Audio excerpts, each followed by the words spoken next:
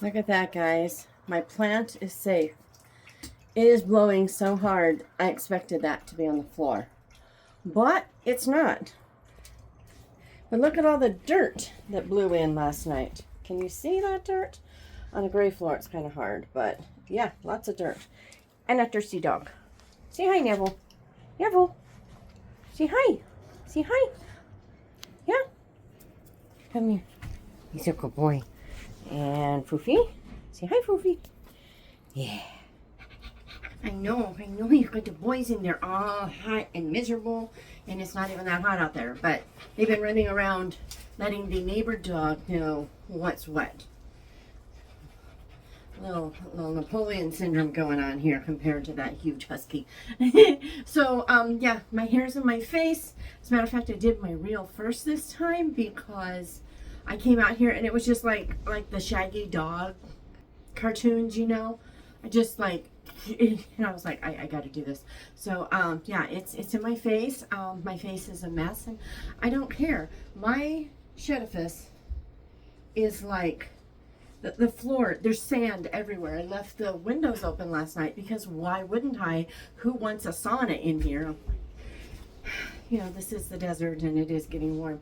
But no, there are literally answers flying everywhere out there. The world's problems can be solved by all the answers flying out there. And if you don't know what I'm talking about, you need to update yourself on some folk music. Anyway, so I decided I wanted to do a tag, and so I went looking for tags.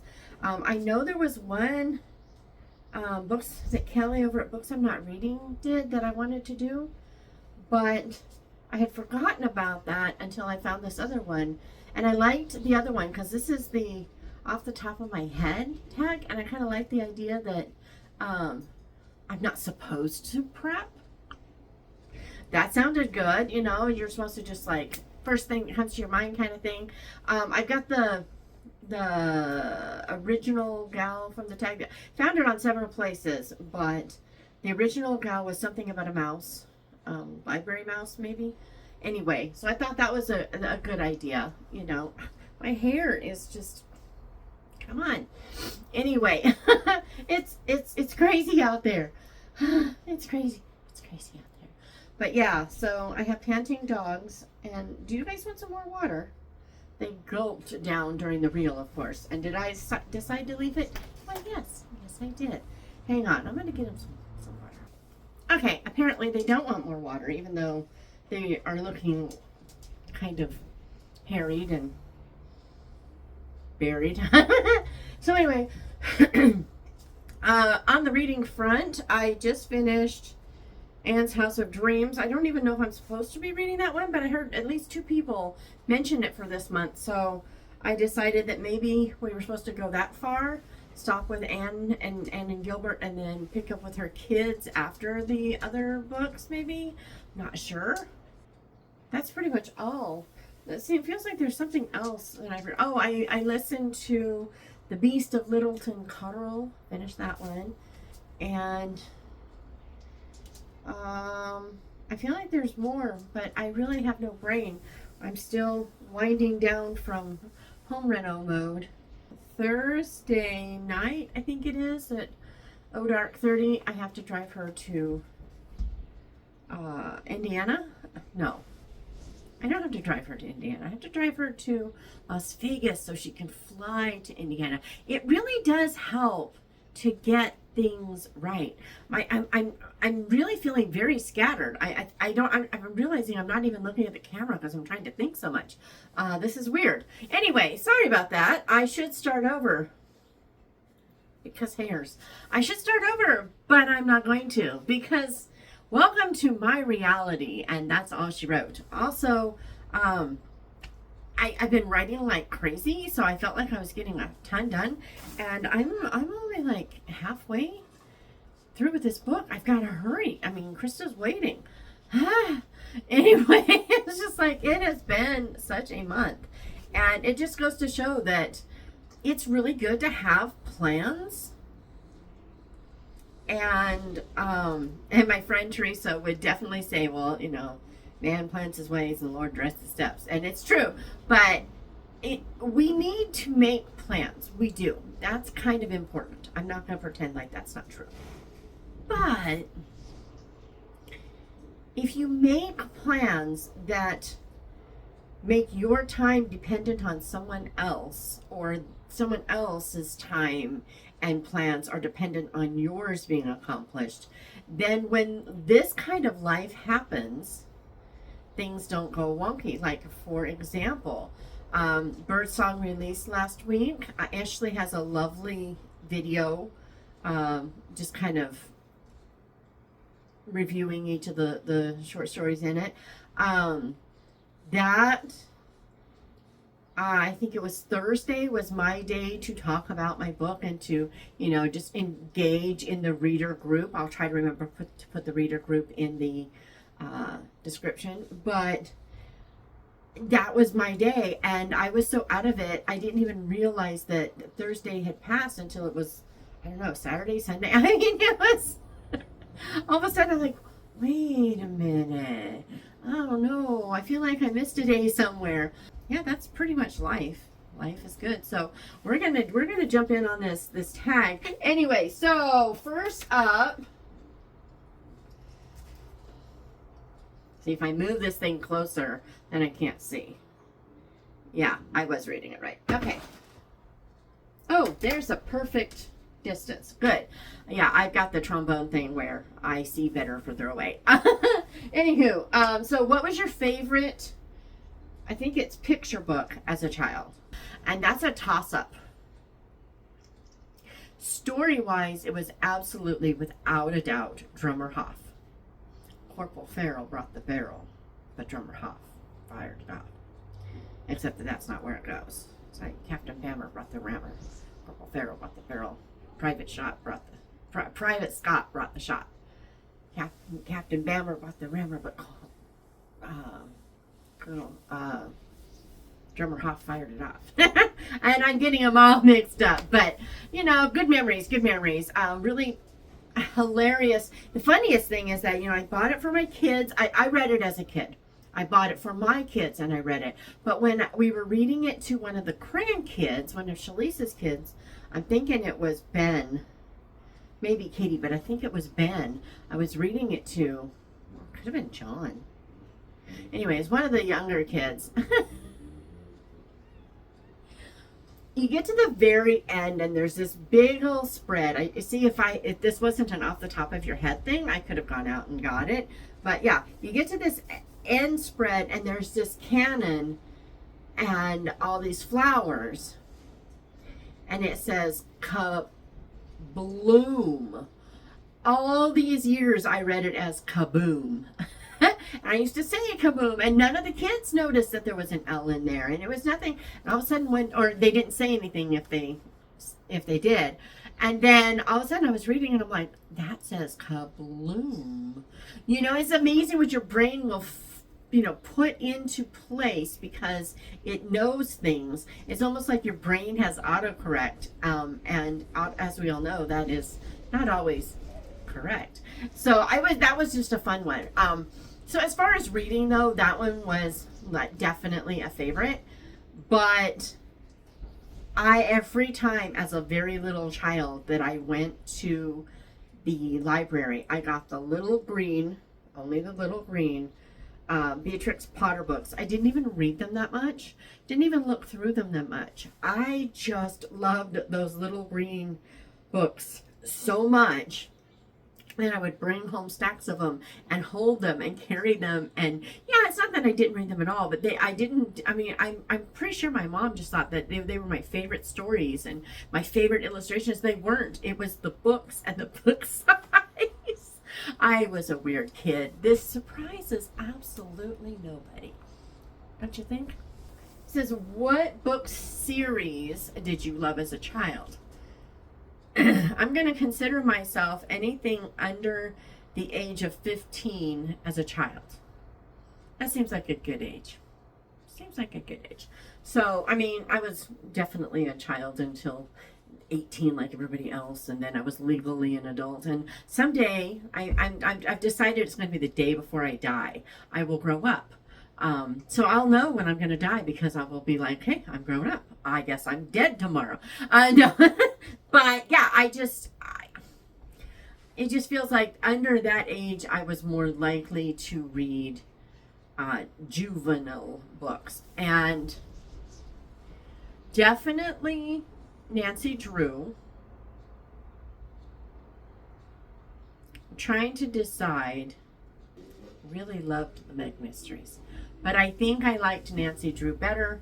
And Nancy Drew is actually why I learned how to sew, because I wanted her wardrobe. Because I wanted her wardrobe. Yes, this is a real thing.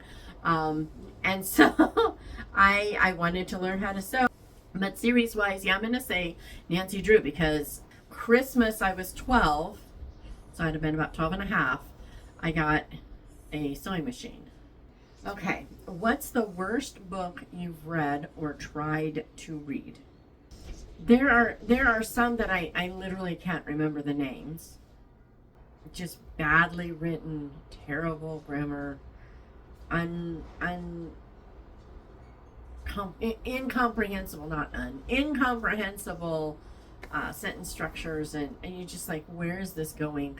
I've read a few of those, or at least attempted to, but I keep trying to think of the DNFs and the 2 stars that I have on Goodreads. I'm gonna go. The writing itself was lovely.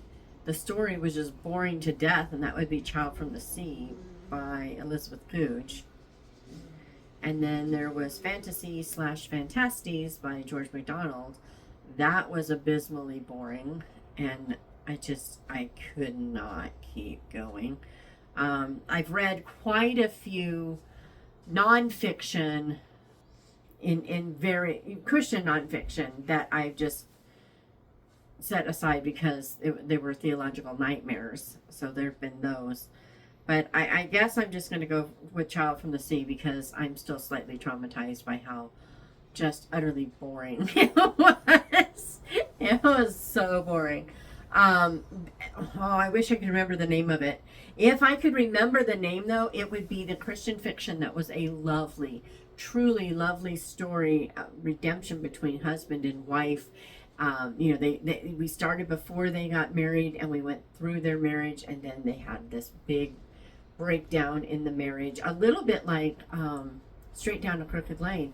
But once they had worked through their problems, and you could see, and she gave us the whole story of how they, worked through things and how they had come out on the other side and things were better and stronger. We got to see it all. And then huge open door bedroom scene. I mean, I kept flipping the page going, seriously, is this ever going to end? And I finally just shut the book. That one would be the worst because it was it could have stopped. Like, it's almost like she added a bonus chapter for those looking for erotica or something. It was so weird. But that one, if I could remember the name, that would definitely have been one. But instead, I'll just go with Child from the Sea. That was an awful lot of yammering about a book that I don't like. And don't get me wrong, I'm sure there are more. I'm sure there are way more that are like way worse. But that's what's coming to mind because this is off the top of my head. Okay, so it says, what is your favorite reading or book memory? Oh, that's a toss-up. I've got 2 off the top of my head. So I'm gonna do both since one was as a kid and one is as an adult. As a kid, and I don't remember much about this book, and looking back, I'm thinking this book was kind of, I don't even think I would like it today. I can't remember much about it. I actually, see if you can figure it out. I actually remember mostly a soft-boiled egg for breakfast for this little boy. And he like got the top or something like that. Anyway, but it was of human bondage, and I read it when I was 16 at camp.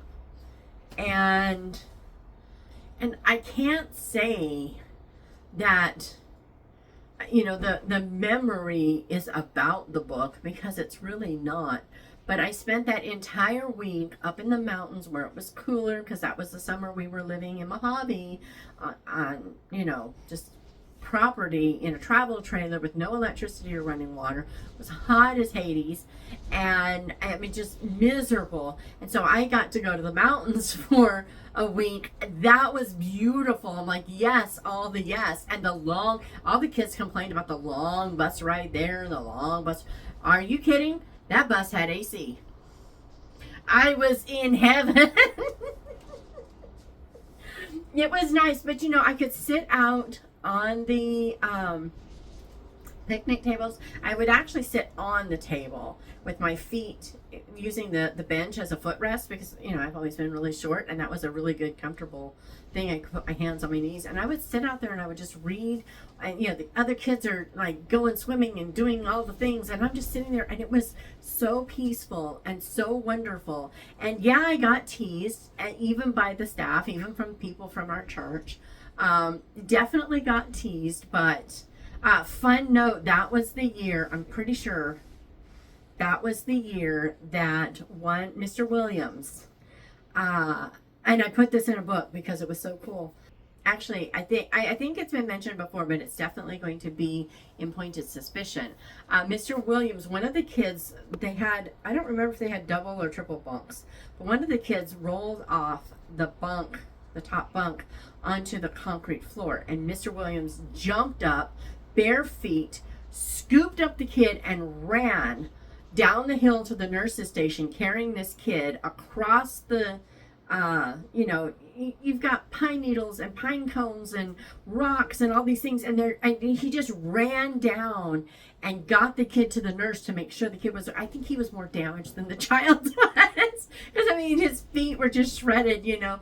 And yeah, I'll never forget that. And it was also the year that I got a call at camp, which was highly unusual.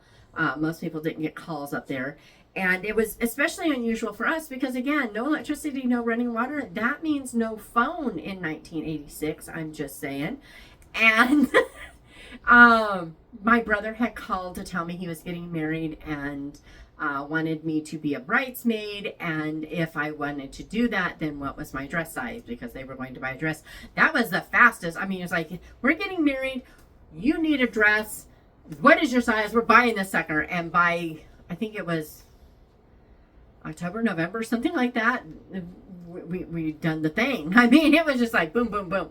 But yeah, that was just, it was mostly just because I was able to sit back in this cool environment, relaxed, eat food that wasn't, you know, cooked in a cramped hot trailer, you know. I mean, we just got to go sit in the thing, and the breeze blew, you know, the cafeteria, and the breeze blew through, and life was grand. We loved it. I especially loved it. But yeah, I spent most of that week reading, and that's pretty much all I did. As a matter of fact, they always did like this like videography kind of like montage at the end where you could like see all the memories of it. And if you looked, I was always looking to see where all my friends were, right? And so, but I would find myself, and I'd be over here in like that far corner over there I am with my book, and over here in this thing on that far corner, I'm there with my book. And then the one picture, they tried to get every single kid in this thing, which was really cool. So the one picture of me, I'm sitting on that table, you know, I can see it, I know what I was wearing. I mean, it was just kind of cool. It was really neat. But yeah, that one definitely as a kid. But as an adult, it was the day that the last Harry Potter book came out. It was the only time we ever went to any events or anything because we were latecomers. I've talked about it. I'm not going to talk about it again because who wants to hear it? But we did go. It was we did it for my birthday. It came out on, I think, the 19th of July. Mine's the 20th. And so we went to I think we went on the night. No, I think it came out on the 20th, but we went on the 19th. I'm not sure.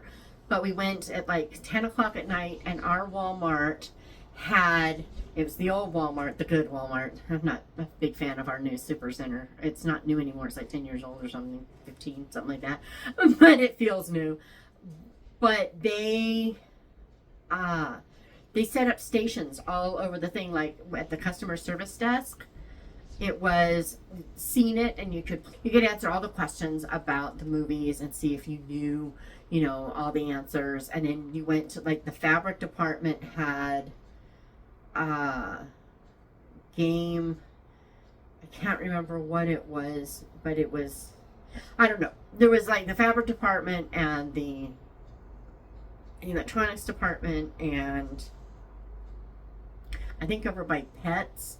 I mean, there was just stuff everywhere. You just went all over the store and you could do all the little things. They had food. It was just a really fun time. So I took my kids. They got to stay up super late. And then at midnight, they unbound the huge pallet of that book, and we grabbed two and went home. And while the kids were sleeping, it was like 1 o'clock in the morning or so.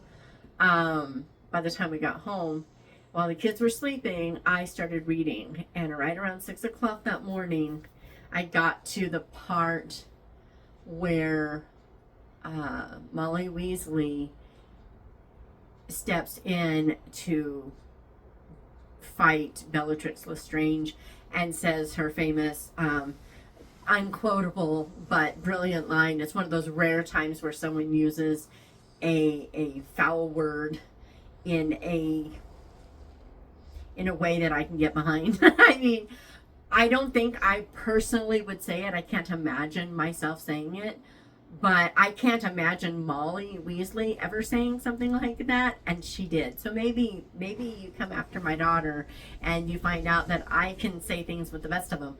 But she just, everybody's asleep, remember? And I jumped out of my chair. I can still see me sitting in the chair. I jumped out of my chair and I was like, yes! And then I'm going, everybody's sleeping. Hi, how you doing? Didn't wake anyone up, so that was good. So yeah, I went to bed around 6:30, just, a little book drunk, and just going, yeah, I want to be Molly Weasley when I grow up. That's my adult bookish memory thing, my favorite. Okay, and then what is a book that you loved as a movie? So when I came back from camp that year, I talked to my dad about the book a little bit, and it's like what I did and didn't like, and he was like, and I don't remember the story, but I just remember we talked about it, and he was like, I think you would like The Count of Monte Cristo. So off we go to the library in Lancaster, and I got a copy of The Count of Monte Cristo, and I started reading it, and I loved the story. I didn't find any flaws in the story as a kid. I just loved the story. Dumas is a brilliant writer, and he just knew how to capture human emotion and character and flaw and just exploit them to the nth degree without making it seem ridiculous. He's just a brilliant writer. But I read that, loved it, and then years later, Jim Caviezel and I don't remember who else did The Count of Monte Cristo as a movie. And as I was watching that movie, I remember going, this is actually, mostly at the end, there were things in that movie that ticked me off. There was absolutely no reason to put them in. I'm just going to put that out there. But when I got to the end, I was like, this is one of those rare cases where the movie ending, anyway, is better than the book, because the book is supposed to have a redemptive arc. It is, but it doesn't have anywhere near the redemptive arc that the movie does. In the movie, he loses the bitterness that he still has at the end of the book. So I would say that when my daughter, because of what my daughter has said, I haven't read it, but my daughter, I would have read The Magic of Ordinary Days, and my daughter was like, the movie's better. And so I was like, I don't think I want to ruin the movie for me, because and other people have liked it, but I feel like Shalice knows me well, and so I don't think I'm going to read the book. because of how much I love the movie. That is one of those, that movie is like The Harvester for me.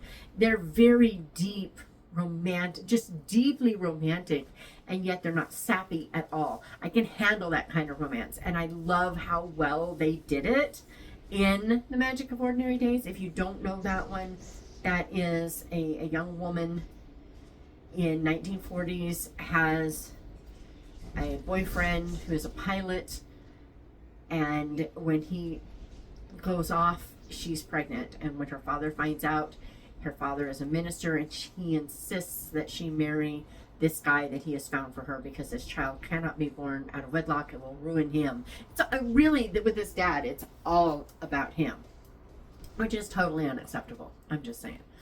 But she agrees. What is she going to do in like 1940 something? You know, what's she going to do? So, I think it's 1942. So, she takes the train from, is it Denver or Colorado Springs? I can't remember which. I'm assuming Denver. I can't imagine. It's got to be Denver. So she takes the train from there to this little place out in the middle of nowhere. There's a town, I think it's La Junta, nearby, but she gets there and another minister picks her up and takes her to the church where a young man that she's never met before is waiting to marry her. And she's like, why would you do this? And he's like, I thought it might be God's will. And I'm like, yes, because yes, right? But he is such an amazing man, and he has such an incredible sister. Mare Williams, is that her name? Skeet Ulrich plays Ray Singleton, and Carrie Russell plays Libby Dunn. But then I think his sister, I can't remember. But anyway, it doesn't matter. This is all unimportant, and I'll probably cut it out. But anyway, so but the characters, they're so deep, they're so rich. They both have their world views and reasons for them. And it's a beautiful picture of learning to try to understand somebody else's, to find more and everything. So, if I had read the book, I'm going to assume that Shalise is right, and that I would say that the movie is better. But the question was, what is a book you loved as a movie? And that is definitely... I would say, as far as just loving as a movie, I would say that is the one. I know. Okay, Neville, I will pitch you to. All right, so the next one is, what is a book that you would like made into a movie? That's a tough one. I would like to see Harvester done and done well. That would be a good one. There are so many that I would like to see, like The Lost Princess. I think that would be an awesome one for a movie. I'm trying to think more classic type ones that we haven't gotten yet. Forget classic. Can you imagine Kingdom of Ruins as a movie? It's like Indiana Jones meets Lord of the Rings. I mean, for an easy one, for an easy movie for a company to make, I would say Carrie Trumbo's Sweet Rivals. Gal has a florist shop, and her florist shop is doing well until a chain florist shop moves in down the street in this very small locale and starts taking over her contracts. And then she meets the guy that is the manager of it, and guess what? He's the guy that she met at a wedding that she really likes, and he's not your typical guy. He's the kind of guy that everybody just assumes is gay, and just everything that goes from there. And it's so much deeper than it sounds. There's this curmudgeonly gal who is always looking for a deal, and all the pain behind her and her situation. Just so many things. It's a beautiful story, and it's like Hallmark with depth if they made it into a movie, and I think that would be lovely. You know, even some of the D.E. Stevensons would be really cool movies. I mean, can you imagine Miss Bunkle's book as a movie? That could be cool. If they did it, if they did the movie, if Kevin Sullivan could do a D.E. Stevenson, then I would have confidence that it would come out to be a good thing. I'm just saying. But yeah, that's a tougher one, because I'm one of those people that I don't want to see favorite things ruined. But I'm also someone that I do not expect the movie to follow the book exactly, because I understand that A, it can't, and B, I mean, because guys, a movie, you know, you've got like, say 2 hours for a movie. Let's say you get a whole 2 hours, right? That is about a short story in writing. You know, it to get, I mean, if you think about the Pride and Prejudice, the 1995, and what is that thing, 5 hours, 6 hours, something like that. I think it's like 6 hours, 5 hours. It's a long thing, and even that leaves out quite a bit. I'm just saying. But oh, the Blue Castle, that could be interesting. Oh, can you imagine watching Valancy Sterling? Oh, that could be fun. That could be so fun. Watching her go from little mouse to having a bit of a backbone, a bit like Anne in Persuasion. Okay, that's my answer right there. I want that one. I want someone to do the Blue Castle well. Let's go with that. Okay, so who is a book character you would like as a friend? Okay, is there a book character who has superpowers that can dispel scents? I want that as a friend. And then I want that person, he, she, I don't care, to come over here and get rid of the stupid marijuana scent that is now invading my lungs. The wind is blowing that way. The neighbor is that way. How is the scent blowing into my lungs? That's how much there is. Oh my goodness. Okay. Let's pretend like that isn't happening. Book character I would like as a friend. The problem isn't that I can't think of one. The problem is that so many are firing at me that it's choking my brain. I just finished Anne's House of Dreams, and definitely Captain Jim would be on there. But I think I'm going to go, and I do not remember her name. But in the Chronicles of Gresham by Luana Blackwell, at the inn, there is this older woman. She's the one who helps the little Methodist girl. Oh, what's her name? Anyway, she's kind of got a sharp tongue, and in the beginning, she's a very difficult person. But once she knows Jesus, she's a beautiful character. Although Thomas in that one, is Thomas the guy or the little boy? I think Thomas is the guy. No, Seth is the guy. Thomas is the little boy. So Seth was a neat character. That would be a tough one. But yeah, that there was something about that woman that I just always really, really, really liked. I'm trying to think of who else. There are so many. Oh, Ben Weatherstaff from Secret Garden. And the Mr. Tom from Goodnight, Mr. Tom.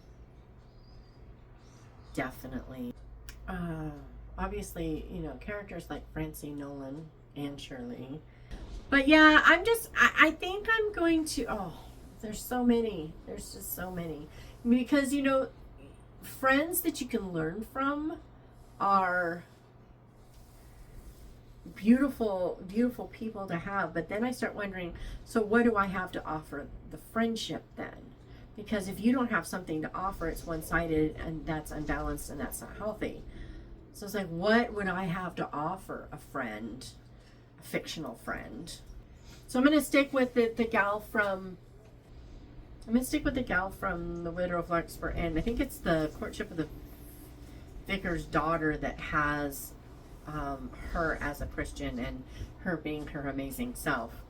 But yeah, whatever her name was, I cannot remember her name, But I think I would have something to offer that friendship because, she has a lifetime of experience and wisdom to share with me. And I have a lifetime of walking with Jesus to share with her. And so the two of us could really learn from each other. And that would be a beautiful friendship. So I'm going to go with that one. That took way too long. Where's a place you want to visit because of a book you've read? Where's a place I don't want to visit? I mean, I read Green Dolphin Street, and I've always wanted to visit New Zealand because of people that are there, but that made me want to actually see it for myself. So, there was that. I did visit Scotland because of books that I've read, and I did visit England because of books that I've read. Ireland would obviously fit in there. I've read a lot of books that took place in Ireland. I've always wanted to, it's really silly. So I read the India series by Linda Chaikin years and years and years ago, and I wanted to see India. But the problem is that I am a wuss. I would fall apart. I couldn't handle the poverty that I would likely see if I went to real India. If you really went and saw the real India, which means I would want tourist India, which means I'm not really seeing India. So, yeah, I'm terrible. I'm not going to pretend it's not true. Obviously, Prince Edward Island. I've always wanted to see that. I would say right now, today, if someone just said, I will book a trip, you can go to one place you've read about in a book, it would definitely be Prince Edward Island. I was supposed to go last year and didn't because Kevin was still recuperating and I wasn't sure that he would do well with me going yet. Turned out it would have been okay, but by the time I had to make a decision, things just weren't well. So I'm going to say Prince Edward Island. We're going to go with that. What is a non-fiction book that you would recommend? There are so many. So many. For biblical studies, Women of the Word by Jen Wilkin. That is one of the best, just to understand how to study the Bible in a systematic and deep way. I don't think that's the only way you should study the Bible. I think she might disagree with me on that, but I don't. Sometimes I think you should study the Bible by just reading and just immersing yourself in the Word and not trying to draw out every little nugget. Just let it soak in and let the Holy Spirit work this through, okay? But if you are also systematically studying the Bible, then those deep reading times, your brain will connect the things and will do amazing things. If you never systematically study the Bible, you can distort what it says because your brain doesn't have the information it needs to keep it aligned with the rest of the Bible.